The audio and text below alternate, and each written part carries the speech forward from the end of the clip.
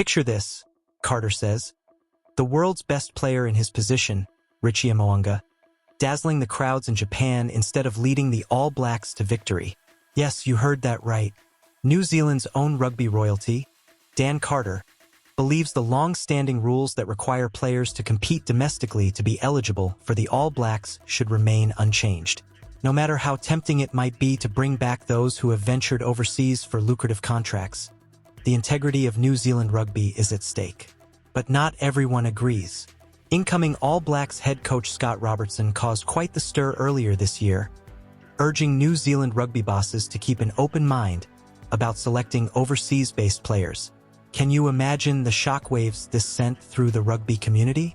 Suddenly, the idea of seeing our stars like Mo'unga and Shannon Frizzell back in the black jersey became a tantalizing possibility. Robertson argued that opening the doors to these players would ensure the best of the best represent New Zealand, no matter where they play.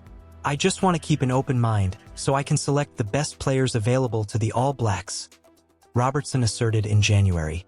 Yet, in the midst of this debate, Dan Carter's voice resonates with wisdom and caution. It's not something you change immediately just because there's a player you'd love to have, he says.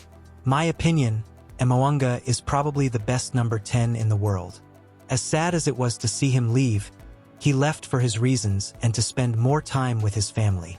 But what if opening the floodgates for overseas players led to an exodus of talent from New Zealand?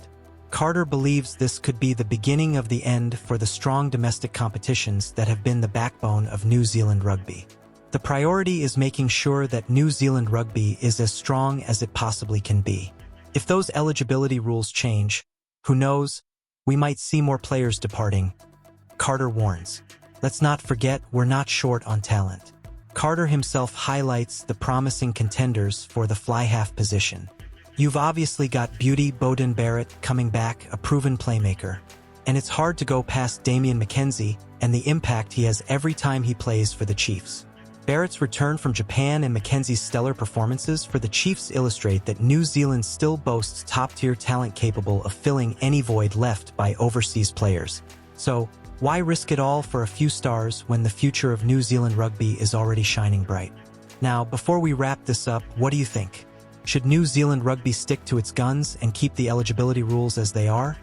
Or is it time to adapt and bring our overseas heroes back into the fold?